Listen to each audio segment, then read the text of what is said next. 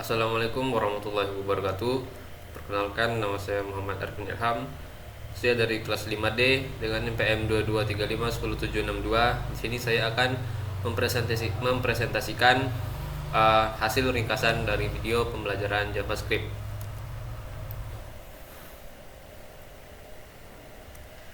Yang pertama, kita akan membahas apa itu JavaScript.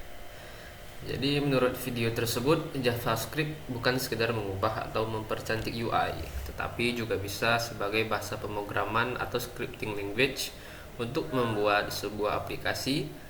Jadi, JavaScript adalah bahasa pemrograman yang digunakan untuk membuat web lebih dinamis dan interaktif. Sebagai salah satu bahasa pemrograman inti dalam pengembangan web bersama HTML dan CSS, JavaScript memungkinkan pengembang web untuk menambahkan elemen interaktif seperti animasi, formulir, pop-up, pemutaran video, hingga manipulasi DOM atau dokumen object model. Selanjutnya, text editor yang diperlukan yaitu VS Code. VS Code ini bisa di-download di browser mana aja seperti Chrome, Google, dan lain sebagainya. Yang kedua, penulisan sintaks JavaScript. Untuk dapat menuliskan JavaScript, sebelumnya kita harus mengetahui dasar-dasar penulisan yang nantinya akan digunakan, seperti pertama yaitu file JavaScript disimpan dengan ekstensi .js. Yang kedua, sintaks JavaScript menggunakan elemen buka tutup kurung siku, script, dan slash script sebagai penutup. Terakhir, setiap akhir barisnya harus ditutupi dengan tanda semikolon atau titik dan koma. Penulisan script penulisan script secara ada dua, dia ada internal dan penulisan script secara eksternal. Yang untuk pertama, ini buat struktur HTML-nya sebelum kita ingin membuat JavaScript. Lalu yang kedua, tambahkan elemen JavaScript. Selanjutnya, JavaScript. Yang pertama, kita akan membahas sedikit tentang JavaScript internal. JavaScript internal adalah salah satu cara untuk menyematkan kode JavaScript langsung di dalam file HTML menggunakan elemen script tutup kurung siku script. Kode JavaScript ini ditempatkan di dalam teks script buka tutup kurung, biasanya di bagian head atau sebelum teks penutup body dari dokumen HTML. Untuk contoh seperti ini. Contohnya ini, script alert halo, maka dia akan muncul pop-up seperti ini, muncul pop-up tulis halo seperti ini. Selanjutnya, eksternal. JavaScript eksternal merupakan metode penulisan kode JavaScript yang ditempatkan di dalam file terpisah dengan ekstensi .js seperti ini contohnya. Jadi bikin sini. Ini indeks HTML-nya kita ini, dan kemudian dihubungkan ke file HTML menggunakan teks script dengan atribut src yang ini untuk menyambungkan HTML ke main.js ini seperti ini. Ini merupakan cara yang lebih terstruktur dan terorganisir untuk mengelola kode JavaScript seperti contohnya. Dan ini akan memunculkan pop-up. Lalu ketiga, fungsi JavaScript. Fungsi JavaScript yang pertama yaitu ada alert. Nah, alert ini fungsi bawaan JavaScript yang digunakan untuk menampilkan kotak dialog atau pop-up ya, sederhana seperti kepada pengguna. Pop-up ini berisi pesan yang ingin disampaikan dan tombol OK yang harus diklik pengguna untuk menutup pop-up tersebut. Nah, seperti ini. Selanjutnya ada console log. Ini digunakan untuk menampilkan output atau pesan di konsol browser untuk di kebutuhan troubleshooting. Jadi ini di main.js nya kita bikin console log kelas 5D. Jadi nanti kita inspect web tersebut, kita klik console, maka akan muncul tulisan seperti ini sama. Selanjutnya ada prompt. Ini merupakan fungsi bawaan JavaScript yang digunakan untuk menampilkan pop-up kepada pengguna dan meminta mereka memasukkan nilai atau input. Kotak dia pop-up ini memiliki bidang teks tempat pengguna bisa mengetik dan juga menyediakan tombol OK dan cancel. Jadi ini main.js nya kita bikin dulu di JavaScript-nya seperti ini. Prompt masukkan usia Anda, lalu akan muncul pop up seperti ini. Masukkan usia Anda, contoh mil 17 dan klik OK. Selanjutnya variable assignment. Variable assignment ini tempat untuk menyimpan data yang bisa digunakan dan dimanipulasi dalam program. Variabel dapat menyimpan berbagai jenis data seperti angka, teks, objek, atau array, dan nilainya bisa diubah selama program berjalan kecuali jika menggunakan const. Const ini dia konstanta, berarti dia tidak bisa diubah. Sebagai contoh, yang pertama menggunakan var, variabel ya. Variabel yang dideklarasikan dengan var bisa diakses di mana saja di dalam fungsi tempat dideklarasikan, tetapi tidak memiliki cakupan blok seperti dalam if atau for. Nah, seperti ini contoh. Var usia 18. Console log usia kamu adalah tambah usia tadi yang sudah diinisialisasi, maka kita akan masuk ke web, inspect, lalu akan muncul seperti ini. Usia kamu adalah 18. Dia akan sama. Selanjutnya menggunakan const. Kata kunci yang digunakan untuk mendeklarasikan variabel dengan nilai konstan, yang berarti nilainya tidak dapat diubah setelah diinisialisasi. Nah, seperti ini contoh. Kita buat const usia 20. Terus di bawahnya kita bikin usia sama dengan 19. Jadi kedua ini udah tidak sesuai ya, dari sini saja sudah tidak sesuai.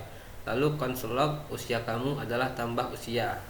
Jadi kalau kita masuk ke web dan kita inspect, maka konsolnya akan error. Yang ketiga itu menggunakan let. Let dalam JavaScript mendeklarasikan variabel yang diperkenalkan dengan IS6 atau ECMAScript 2015. Fungsinya untuk mendefinisikan variabel dengan blok scope. Artinya variabel yang dideklarasikan dengan let hanya bisa diakses dalam blok ini. Buka tutup kurung kurawal. Tempat variabel itu didefinisikan seperti pada fungsi loop atau kondisi. Seperti contoh ini untuk sintaksnya let usia 20. Jadi simpelnya bisa diubah. Kalau let ini tidak, biar berbeda dengan const yang jika berbeda maka dia akan error. Kalau let dia bisa berubah, tetap dia mengikuti yang ini. Selanjutnya ada tipe data. Tipe data itu merupakan klasifikasi untuk menentukan jenis nilai yang dapat disimpan dan dioperasikan oleh variabel. Tipe data ini menentukan bagaimana variabel diperlukan dalam berbagai operasi. Apa saja tipe data pada JavaScript? Yang pertama ada string. String ini untuk mempresentasikan teks. Integer untuk mempresentasikan sebuah angka, baik bilangan bulat maupun pecahan. Double atau floating point. Ini untuk bilangan berkoma singkatnya. Tipe data floating point menyimpan angka desimal. Selanjutnya ada undefined. Variabel yang dideklarasikan tetapi belum diberikan nilai, akan tetapi memiliki tipe undefined. Boolean memiliki dua, yaitu true atau false. Biasanya digunakan dalam pengkondisian. Selanjutnya ada null, tipe data yang digunakan untuk mempresentasikan nilai kosong atau tidak ada. Ini merupakan contoh sintaksnya. Let nama Muhammad Arfin Ilham, ini merupakan tipe data string. Let usia 20 merupakan tipe data integer. Tinggi badan, tipe data untuk double atau floating point. Let ini berat badan, tipe data undefined. Kuliah, let kuliah sama dengan true, ini tipe data boolean. Let alamat sama dengan null, ini tipe data null. Jadi kita alert, nama adalah untuk menyambungkannya itu kita alert. Lalu ini ada dolar, buka tutup kurung karawal, kita sesuaikan di sini nama, usia, tinggi badan, berat badan, kuliah, dan alamat. Lalu kita save dan kita enter, dan berikut outputnya, maka akan keluar seperti ini. Nama Muhammad Arfin Ilham karena tadi sesuai. Usia 20, tinggi badan 168,9, Berat badan adalah undefined di sini karena dia belum diberi nilai. Kuliah true di mana alamat kamu 0. Oke, selanjutnya ada conditional statement. Conditional statement merupakan pernyataan yang memungkinkan kode dieksekusi berdasarkan kondisi tertentu. Jika kondisinya benar atau true, blok kode tertentu akan dijalankan. Jika tidak, blok kode lain dapat dieksekusi. Conditional statement memungkinkan pengambilan keputusan dalam program. Yang pertama itu ada if, mengeksekusi kode jika kondisi benar itu true. Ini bentuk paling dasar dari conditional statement. Seperti ini, let nilai 75. Ini kita masukkan nilai 75. Jika nilainya di atas sama dengan 75, maka dia akan memunculkan alert selamat kamu lulus. Ini merupakan sintaknya dan ini outputnya. Selamat, karena tadi kita taruh di sini nilainya 75 dan di sini kita masukkan di besar dari sama dengan 75, berarti kalian lulus. Selanjutnya kondisi if else. Ini dia menyediakan alternatif jika kondisi if bernilai false. Ini memungkinkan program untuk mengambil dua jalur. Contoh seperti ini. Let nilai kita ini nilainya 75. Lalu seperti ini, jika nilai sama dengan 50, maka nilai akan memunculkan ini alert seperti ini. Nanti nilai sama dengan selamat kamu lulus. Jika nilai lainnya kamu tidak lulus. Nah, jadi kita alert nilai. Jadi kita masukkan nilainya itu 75. Oke, nilainya ini 50 ya. Jika nilainya 50. Nah, seperti ini outputnya. Kamu tidak lulus, seperti itu. Lanjut, kondisi else if digunakan untuk memeriksa beberapa kondisi. Ini memberikan fleksibilitas untuk membuat keputusan yang lebih kompleks dengan beberapa kemungkinan hasil. Let nilai 90. Jika nilai di atas besar dari 75, maka dia akan muncul alert nilainya A. Else if jika jika nilai di atas besar dari 65, maka dia akan muncul alert nilai B.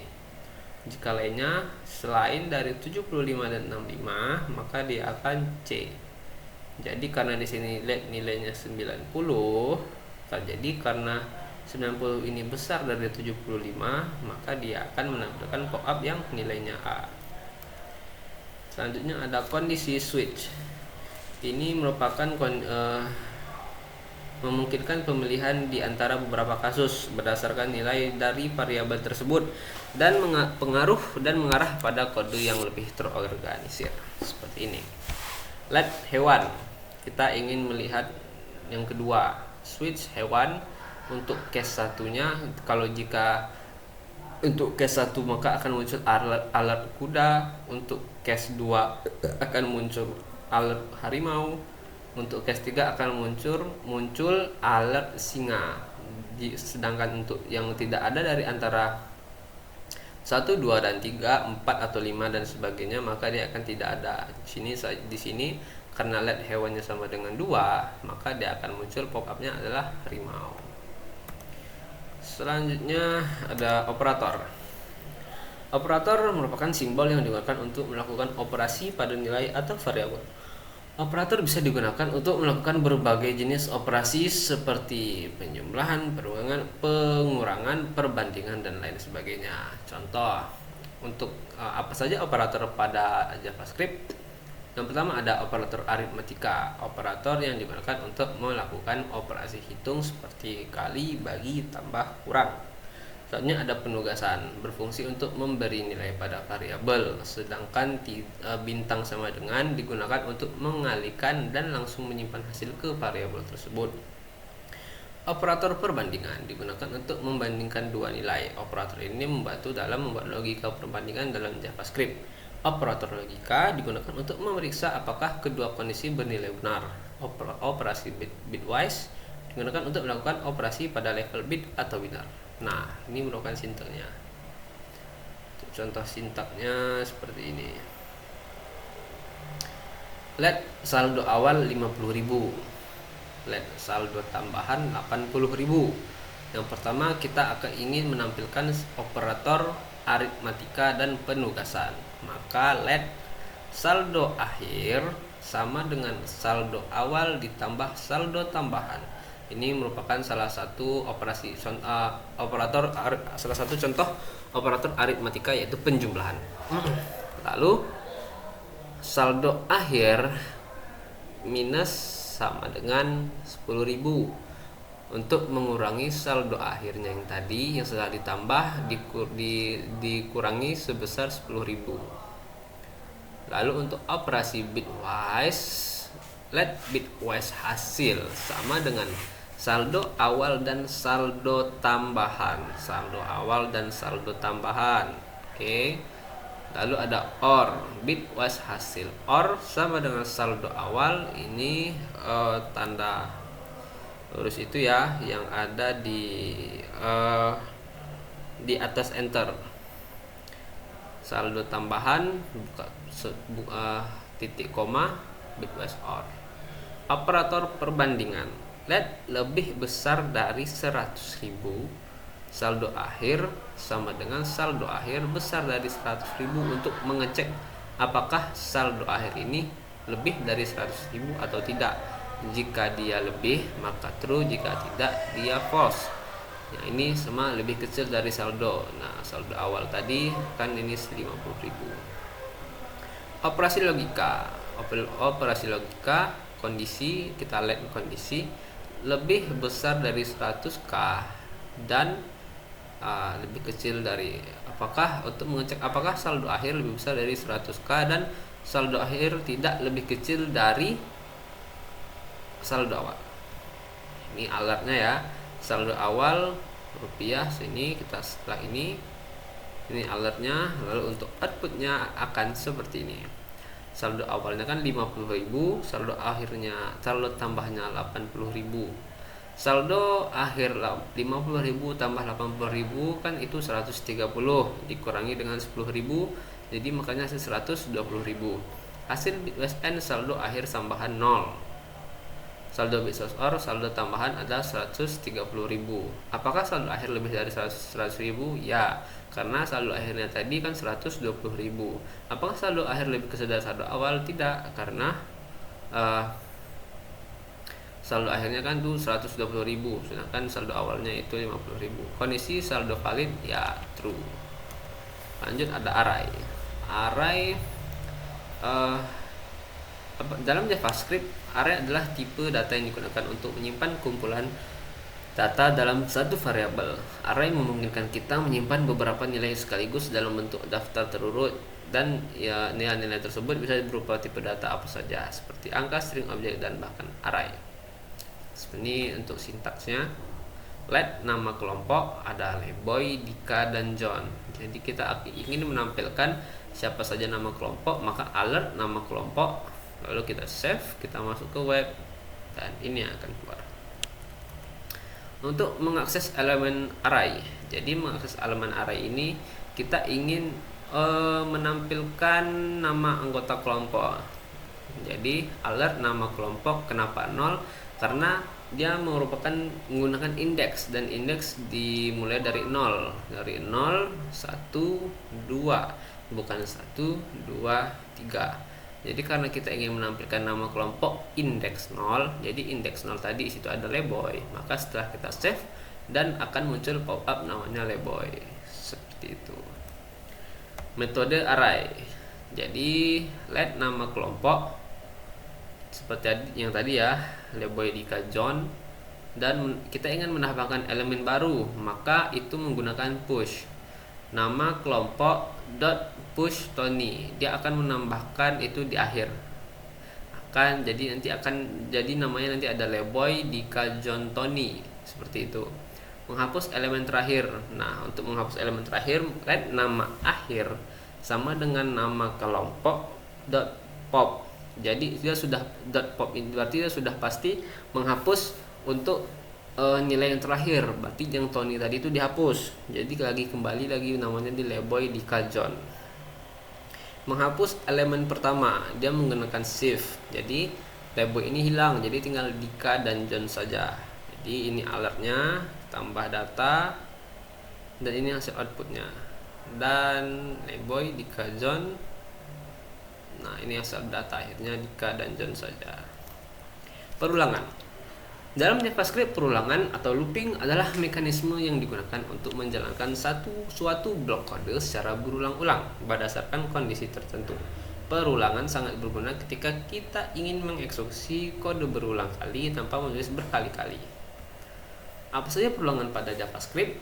Yang pertama ada for loop, perulangan yang paling umum digunakan. Struktur for loop terdiri dari 3 bagian: inisialisasi, kondisi, increment atau decrement. Selanjutnya ada while loop, yaitu perulangan ini akan berjalan selama kondisi bernilai true.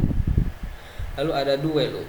Perulangan ini mirip dengan while, tetapi bedanya adalah perulangan selalu dijalankan minimal 1 kali, walaupun kondisi false sejak awal. For of loop digunakan untuk mengulangi elemen-elemen dari objek iterable seperti array, string, dan lainnya. Ini merupakan contoh sintaknya. Untuk for loop ada for let i sama dengan 1, i kecil dari sama dengan 3, i plus plus. Console log for loop iterasi i, jadi nanti dia ada for loop iterasi ke 1, 2, dan 3. Kenapa sampai 3? Karena dia di sini i nya cuma minta di kecil dari i sama dengan 3. For loop dengan array, let nama kelompok yang tadi, for let item of nama kelompok, console.log for loop iterasi ke Leboy, ke Dika, ke John, seperti itu. Do while loop, let x sama dengan 1, do buka kurung syukur awal, console.log buka kurung, do while loop iterasi ke 1, 2, 3. Kenapa 3? Karena while x kecil dari sama dengan 3. Yang terakhir ada while loop, let y sama dengan 1, while y kecil dari sama dengan 3, console.log maka do while loop iterasi ke 1, 2, 3. Untuk outputnya seperti ini, for loop iterasi ke 1, 2, 3, ke Boy Dika John, do while loop 1, 2, 3, seperti itu. Oh, ini masih maaf, while loop, seharusnya ini while loop iterasi. Jadi seharusnya ini yang 1, 2, 3 terakhir ini while loop saja. Lanjut, ada dokumen objek. Ini materi yang 10 ya, dokumen objek model DOM. Apa itu dokumen objek model? Dalam JavaScript merupakan antarmuka pemrograman untuk dokumen web. DOM mempresentasikan dokumen HTML atau XML sebagai struktur pohon